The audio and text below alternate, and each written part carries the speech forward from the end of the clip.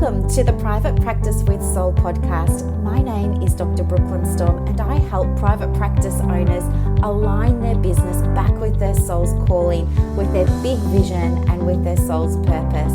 Unlike other private practice coaches, I've traveled the world in search of spiritual resources, spiritual tools, education and information so that you can have the transformation that your soul desires and needs so that you can up-level your business.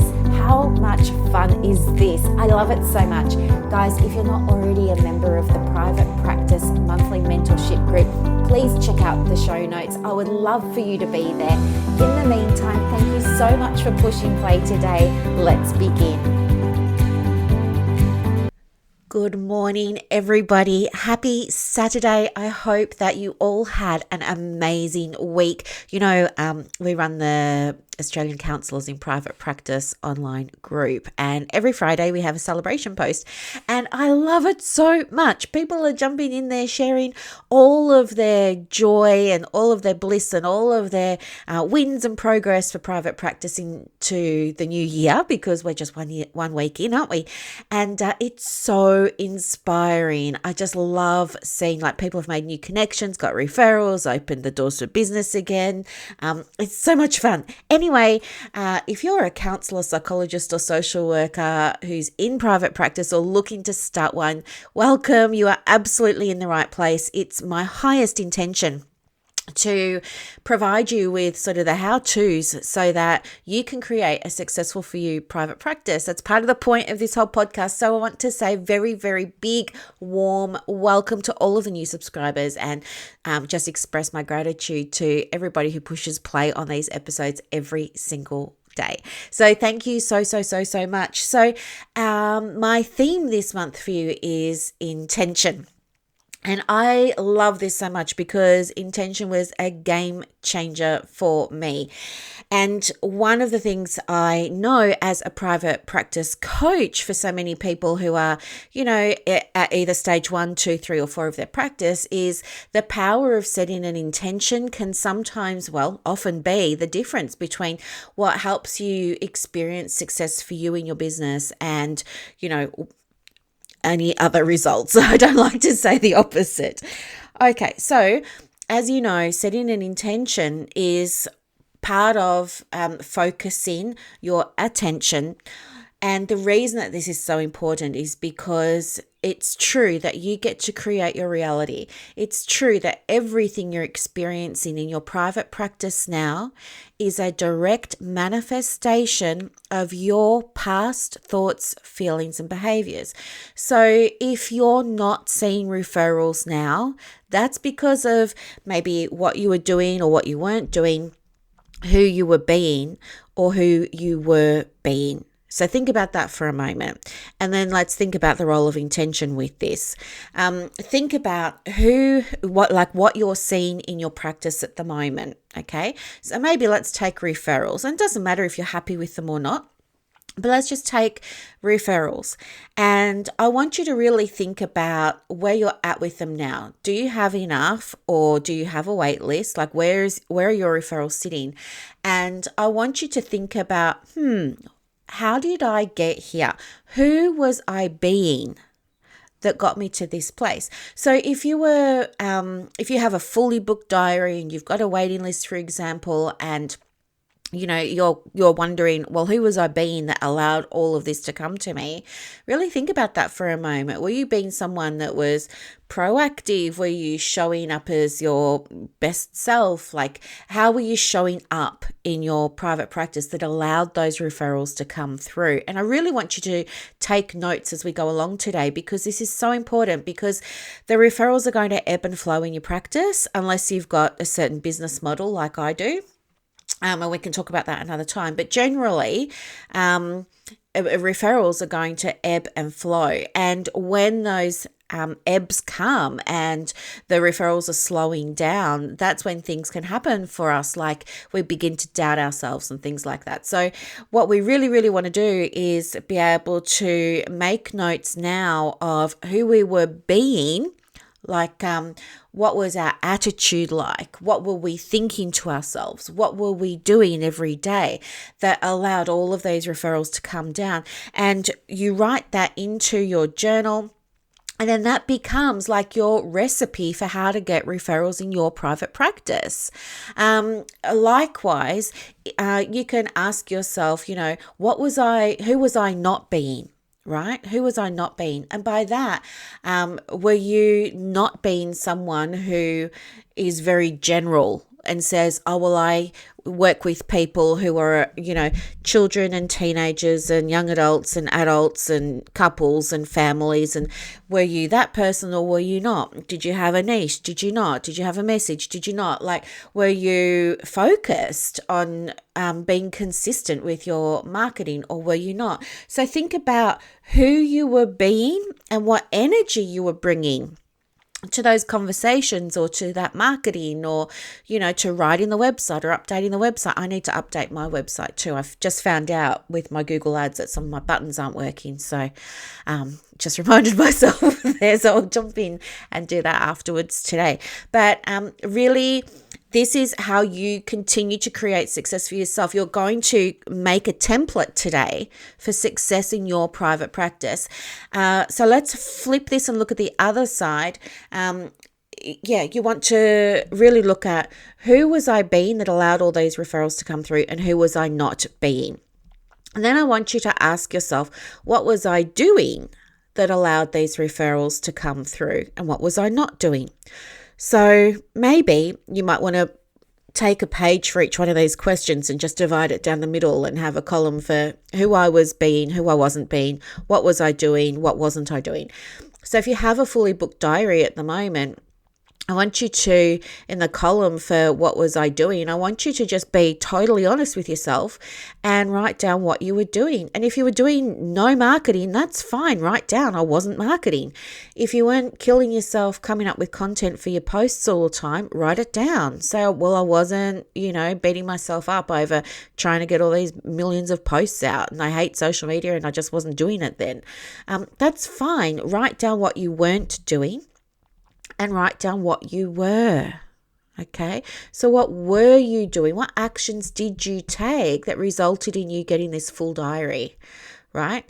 Think about it. It could be work-related things, but it might be other things as well. Like, were you exercising? Were you eating well? Were you getting good sleep? Were you meditating each night? Was there a particular meditation that you were doing at the time?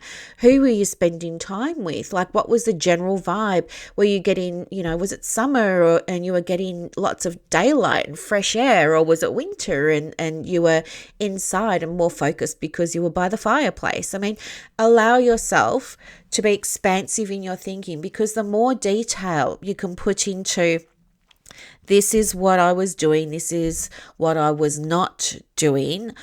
I wasn't killing myself, I wasn't beating myself up, I wasn't, do you know what I mean? The more information you can put in these two columns, the more effective this is going to be.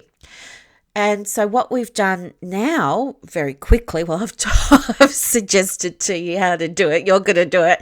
And it's taken me, all of 2 minutes to say it, but it's going to take you maybe an afternoon to write it all out. But looking at, the referrals and filling your diary and having a waiting list, in terms of that success, you've now written down, who you were being, who you weren't, what you were doing, what you weren't. That now becomes your template for success. And you're going to type this up really nicely and you're going to pop it in Canva, or you're going to make yourself a Word document. And I want you to keep it somewhere where you're always going to see it, because when it's going to happen, you're going to have peaks and troughs. And when those troughs happen, I want you to be able to draw upon this and say, okay, well, where am I at this point in my business? Where am I at this point? And how does that match up to how I created success before? Oh, well, when I was being successful before and experiencing all of those referrals coming through, I wasn't spending all this time in front of the computer. So although it feels counterintuitive, maybe I do need to just disconnect and go outside a little bit more, right? It's your template for success. Now, it works the opposite way as well. So if taking the referrals example again, if you have yourself in a position where you're needing to attract referrals in, we're just going to use the same process, but with, the focus being on how did we get ourselves into this position in the first place. So this is going to become our template of, well, if we're doing these things, let's not do them anymore. So I want you to look at, well, what am I doing that's got me to this point where I'm not getting referrals? And just, again, be honest. Like, what am I doing? And say, well, I'm posting everywhere, but I don't have a strategy. I'm posting everywhere, but I don't actually know what I'm posting about. I'm sharing other people's quotes. I don't have an intake form on my booking system. I don't even have a booking system. I'm getting people to email me instead of just being able to book themselves in or make a phone call, or, I just hate marketing. So I'm avoiding it. Whatever it is, write it down. Okay. And write down what you are doing that might have got you into this pickle.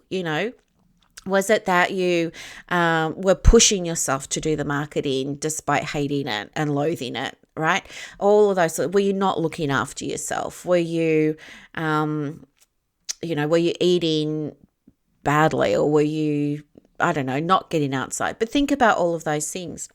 So can you see what I'm doing? Like, you can take whatever you're experiencing in your practice now, and you can put it in these 4 windows or these 4 columns, and that becomes the template that you can use to create success in your private practice in a way that you define it.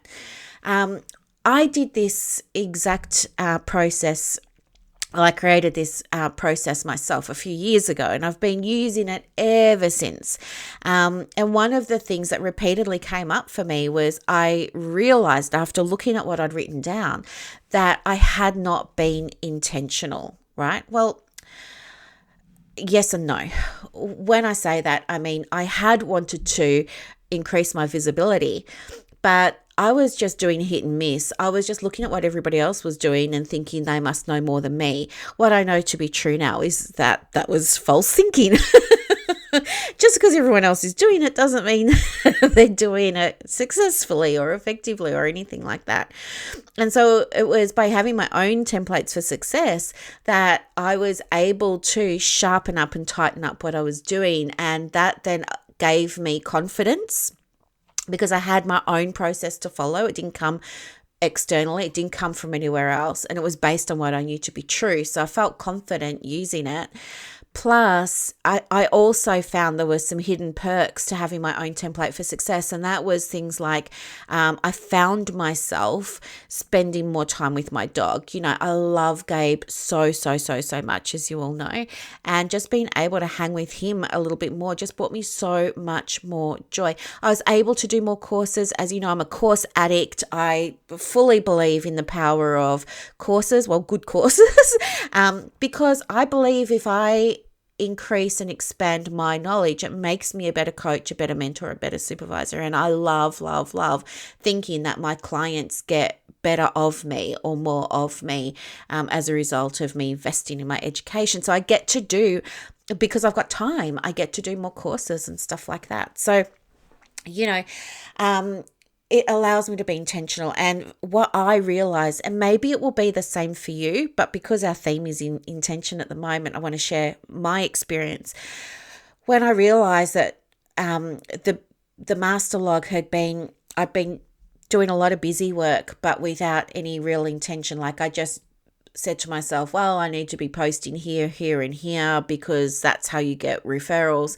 But I never actually had an intentional plan. Like, I didn't have a strategy for the longest time.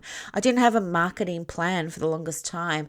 I would just turn up and post whatever I felt needed to be posted. And that's fine, because I do believe in working in flow and all of those sorts of beautiful things. But it means that there's no consistency in terms of what you're sharing. And it means that your content that you're sharing is not as powerful because it's kind of all over the place and people don't really know what to expect, right? You kind of get a reputation for being something like, oh, Brooklyn's the private practice coach that's into spirituality and stuff like that. And yes, I love spirituality too, so I'll see if I can work with her. But by having an intention and saying, right, this is my intention. So I can share with you what mine is because I've written it down. Hang on. As she flips back through her little content planner, which you will have in a few weeks. So my intention is this month is for all of you to be able to listen to my podcast and experience a result. So I'm in masculine energy in the first quarter and the third quarter this year, feminine in the second and the fourth. And part of my intention is for everybody that listens to this podcast episode and all of these episodes this month in January to be able to experience an up level or a shift. So that's what's beneath my content right now. I really want you to be able to go away, create a success template for your private practice all by yourself that you feel good about, that you can implement and that gets you results. So when you have an intention for whatever activity it is, it might be setting up your business systems. It might be looking at the finances. It might be your branding. It could be anything that you want to experience success in because, with private practice, we have all of these different areas, don't we? Creating one of these templates will then provide you with your own aha moment about where you need to focus on. Plus, it's going to give you a sense of peace when those peaks and troughs happen. And it's going to provide you with your very own North Star. Because here's the thing, you can be your own coach. You just have to learn how. And this is one of the steps to that, right? It's not coming to me and saying, how do I do this? It's by you already having your template there and going, okay, I'm going to implement this now. And you might come to me then and say, I've got a mindset block about trusting myself to implement this. And that's fine. We can talk about that. But the intention is there. And here's the thing.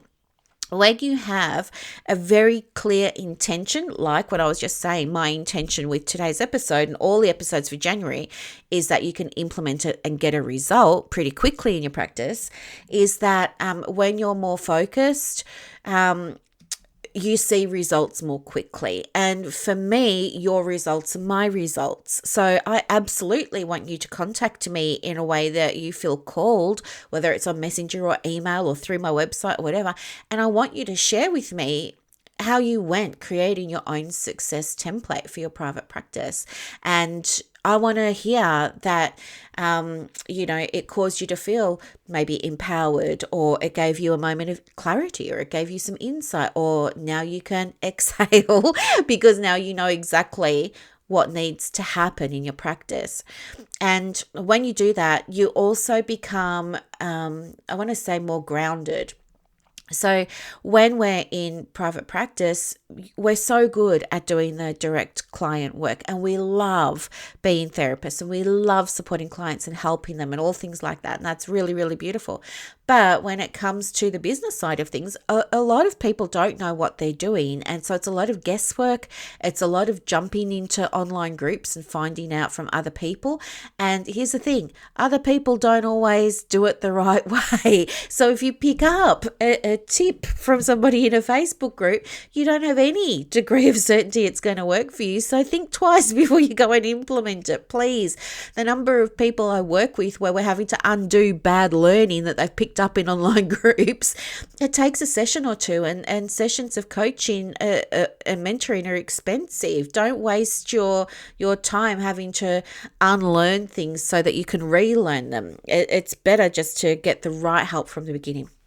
So anyway, that is all about, well, not all about, but that's all about today's topic on setting an intention for your practice. And the other thing is you will start to see results pretty quickly with this once you implement it, because your attention can't help but bring you results.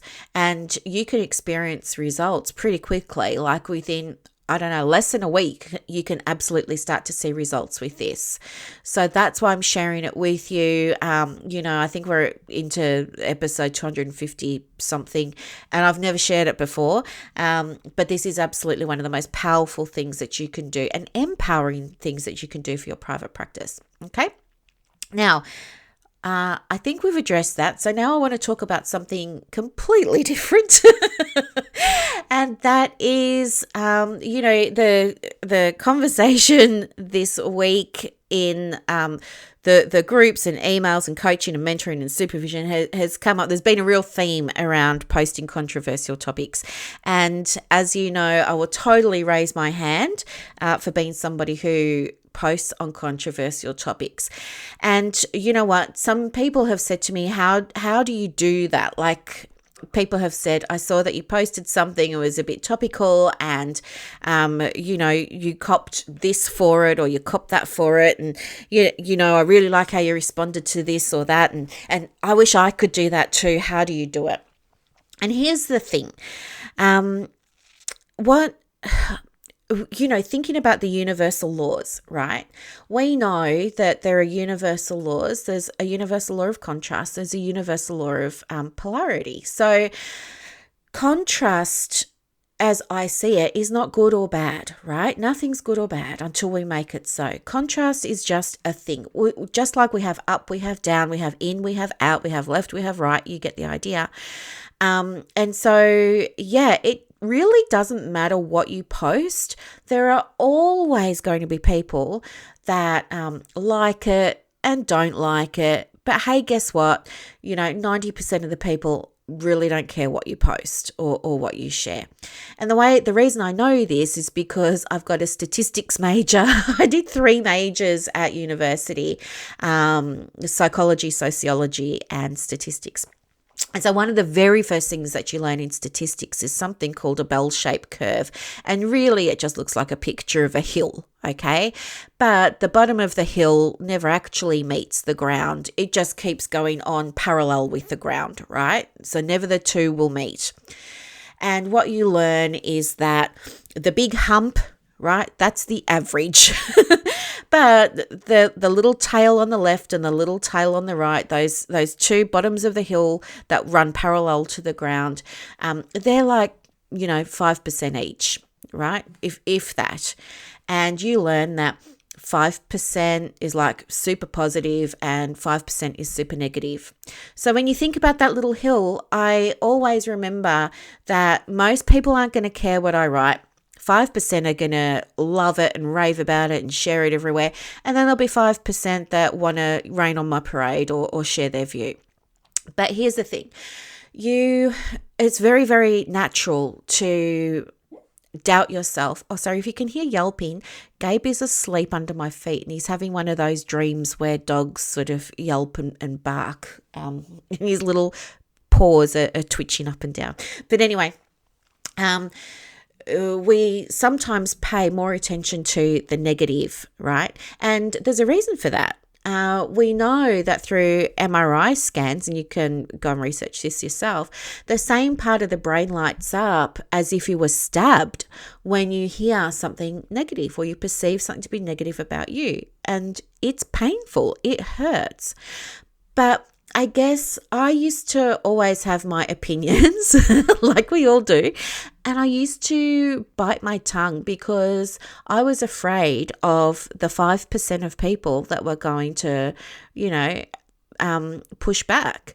I was really afraid of that, and I wasn't giving any attention to the other 95%. I was only focused on the negative ones, and so it stopped me from sharing my message. But as I learned more about spirituality, more about polarity, and more about contrast, I came to see that it's nothing to do with me, and that in fact, it's not my place to, get 100% of people to agree with me. In fact, my intention in putting up controversial or topical posts is to generate discussion and build awareness and all of those sorts of things. So with that being my intention, I have to embrace the idea that not everyone's going to love what I'm writing. And that's the whole point for me. Okay, so my intention is raise awareness and get discussion happening. My intention is not everybody's going to love me and I need everybody to love me in order for me to write a controversial post. Those posts, controversial posts by definition, are controversial. Not everyone's going to love what you're saying, right?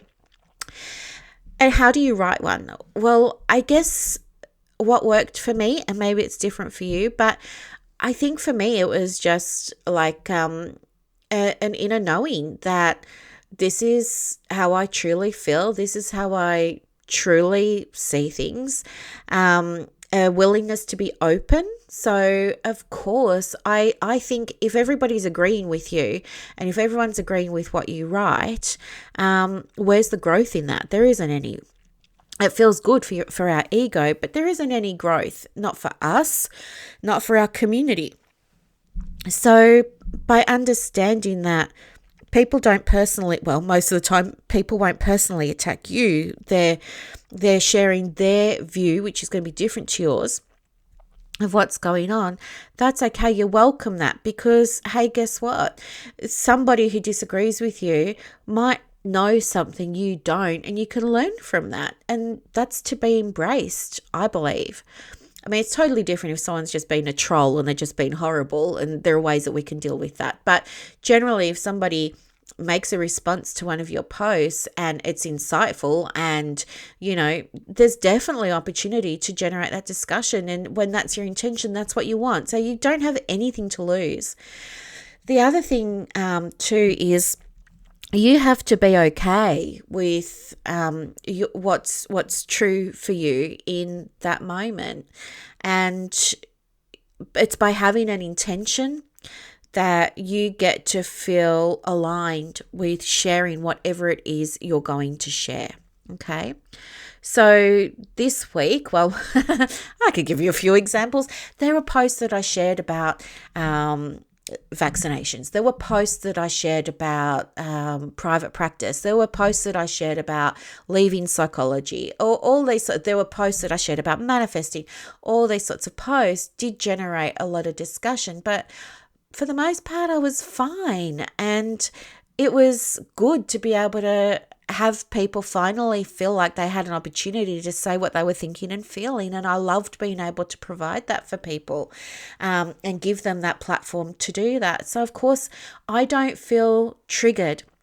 I think one of the fears that we have as people in private practice when it comes to being vulnerable or being fully transparent, not holding back, is we worry about our reputation, or we worry that maybe people aren't going to like us or stand for us or, book in with us or whatever it is, and that it's going to be hurtful to us. It's going to be hurtful to our ego when we start to see negative comments come in. But I guess the thing that I want you to know is, I've just lost my train of thought. Is that those things will only upset you if you already have a part of you deep inside that believes what they're saying. That's a trigger. You can't be triggered by somebody else's comments if you're okay with what you're saying. Okay? You can only be triggered if you have a little tiny little fleck of fear deep in your heart, or deep in your soul, or deep in your ego about what you're sharing. If you feel nervous sharing it, don't share it. You have to feel like it's an aligned thing for you to share. So this week I shared a post about, psychologists, for example, not everybody, but psychologists feeling constrained in how they practice, and that there's such a big emphasis in the medical model for evidence-based, for clinical trials of different approaches, whether they're narrative or CBT or solution-focused or whatever it is, and of pathologizing, of diagnosing, assessing. Now, do you know what? There's absolutely a place for that. I'm not saying that there's not. I'm just saying it wasn't my place after 21 years. As I grew, it no longer became my place. And since I made that transition out, there are now more psychologists, more mental health social workers, more social workers, more counsellors saying, hey, I don't want to work in that medical model either. But is it possible for me to help people in a way that does feel more aligned, where I don't have to be diagnosing, assessing, participating in trials, using the DSM-5, writing reports, and can I still do that? And is it safe for me to do that? Because they've had it drummed into them, because if they've been trained in the medical model, which I know psychologists have, I'm not sure about mental health social workers. But you get drummed into your head, after 6 or 8 years at university, you get it drummed into your head that that is the only way. So, of course, you're going to feel apprehensive about, to be still in the psychologist world, I need to be showing up here, even though I know in my heart that there are other approaches to helping this potential client that might be more aligned for them, that might help them get a result that is more congruent with their values, more congruent with how I want to show up in my practice. And I I don't like having to try and, contort myself to fit in the square shape of the medical model. I want to be able to do these other things, but am I going to get into trouble because it's not evidence-based and it's frowned upon? And I know that there are social workers that feel the same, they say to me, I really want to do more of this alignment work. I really want to draw upon these other processes. But if the AASW found out, I'd get into big trouble, right? So there's conflict and there's incongruence, and that's why I wrote this post, because I wanted to be able to say, hey, do you know what? There is another way. There's absolutely another way. You can create a practice where you still get to achieve your goal of helping people, but it's beyond the medical model. And do you know what? It might require you to lose your title of psychologist, or it might require you to lose your title of social worker. But that's up to you. Like, what meaning do you attribute to that title? Because it's just a name. It's just a name. Just like being a counsellor is just a name. It's not a good thing. It's not a bad thing. It's not a thing until you make it mean something. So what are you making that title mean for you? Right? And this is perhaps where ego comes in. Well, if I have that title, it means everybody can identify what I'm doing. If I have that title, it means I can get work cover funding for clients, or Medicare funding for clients, or NDIS funding for clients, or whatever it is. If I have that title, it means that I'm safe in terms of turning money over in my private practice. If I have that title, it means that I can help people who couldn't afford to come and see a counsellor. If I have that title, do you see what I mean? You make that title mean something. For me, as somebody who spent 14 years getting bachelor's, grad dip, master's, and then PhD, plus all other things in between, mind you, was it hard for me to leave that psychologist title? And to be honest with you, it wasn't, because it no longer aligned with me. What was scary for me was thinking, how am I going to financially make this work if I'm not a psychologist? But the reason for that fear was because I'd only known.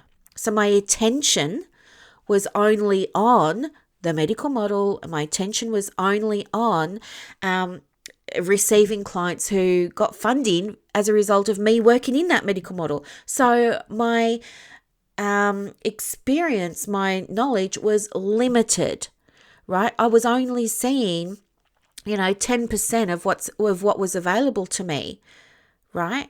I wasn't seeing the other 90%. It wasn't until I moved into counselling that the rest opened up to me, and I started to realize, oh, hang on, I do get to help more people in a way that feels good for me. And I don't have to worry about Medicare. I don't have to worry about the medical model. And yes, there are people who will book in. And do you know what? Since I retired from psychology, my business boomed. It absolutely boomed. Why? Because I was in the energy of loving my work. I was in the energy of feeling illuminated, lit up, on fire, in love with my freedom when it came to being able to show up for my clients in a way that felt, just congruent. And I have never, ever looked back. So if you're in a place, regardless of your title, and you're thinking, this isn't right for me anymore, maybe I do want to do counseling and set up my own private practice, but I have no idea what that's going to look like. And is it safe for me to do that financially or with clients? Where will I get clients from? I totally get why you are thinking that. It's because that's what your experience has been to date. But I want you to know your experience is so limited and there is so much more waiting for you on the other side of you making that decision. And that's why I wrote that post. So the other thing that I want you to know about writing a topical or a controversial post is that you are going to get some responses from people who feel like they need to defend their positions, because you're going to trigger something, or your post is going to be triggering for some people that thing that sits within them that they already feel very uncomfortable about. What you've done is you've just put it out there for the world to see, right? And so they want to bring that post down. They want to discredit you. They want to do whatever they can to bring themselves and their anxiety back down to a level where they feel calm again. And so understand that when people write a post that could seem a little bit mean or a little bit, not nice, remember that, as I was saying to one of my clients yesterday, caterpillars can't talk to butterfly people. All right. There are always going to be people that are at different levels of their conscious awareness. Remember those 4 levels of to me, by me, through me, as me, right? If you write a post from, a by me level of consciousness, it's never going to be understood by someone who's in to me. So they're going to come at you for that. And you know what? There's nothing you can do about that other than acknowledge in your own mind that that's okay. They're just at that level and they can't see yet where you're coming from. But you know what? The people who are at your level of by me or above your level, and maybe they're in through me or as me, will absolutely understand where you're coming from. Okay. And you don't need support from them because you already know that they get what you're saying. So they don't think that they need to support you on your post, because they already do. They already get where you're coming from. Does that make sense? So whenever somebody writes something a bit unwanted or yucky on your post, just remember not that this is about them. It's not about you. Okay, it's not for your ego to feel bruised or hurt or anything like that. Remember, it's about something that's coming up for that person, that's rising up within them, that needs to be healed. And allow yourself to maybe, anchor into having compassion for them. Okay, and just honoring back to your intention of why it was that you shared what you shared. Okay. All right, my lovelies, thank you so much for listening to another episode today. There are 10 places left for the Map Your Content. So if you're in private practice and you want to be more intentional with your marketing for 2022, come along to the workshop. It's happening, what's today, the 8th of January. It's happening in 2 weeks' time on the 22nd of January. It will be recorded. You will have a workbook and you're going to leave knowing exactly what to be posting for the year in your private practice. All right. You're going to do it. It's like a co-working space. We're all going to leave with our own content maps for the year, that are intentional, okay? No more grabbing at stuff, panicking about what to post, randomly posting stuff for the sake of posting. We're going to say goodbye to that. We're going to be intentional. If you want to have the intention to boost visibility, we'll do it for that. If it's to get referrals, we'll do it for that. If it's to improve your finances, we'll do it for that. Whatever it is, we're going to make it happen for you so that you can get results this year. And the link for that is in the show notes. And the other thing is, what was I going to say? Go away and make up your templates based on the start of the podcast today for your template for success in your private practice, okay? And if you want to share it with me, please do. I'd love to hear how you go with that, okay? And if you need anything, just reach out. I'm always here, happy to connect with you on Facebook or email. I hope this was super duper helpful and that you all get a beautiful result from it. Have a beautiful Saturday, everyone. Talk to you later. Bye for now.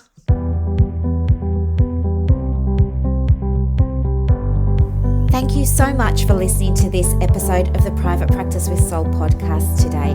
If you're looking for clarity, if you need help with branding, your processes, and bringing everything into alignment with your soul's purpose for your private practice, head to the show notes and click the link for more information about the Private Practice Monthly Mentorship Group. You are going to love it. I can't wait to see you in there. Thanks so much for listening. Bye.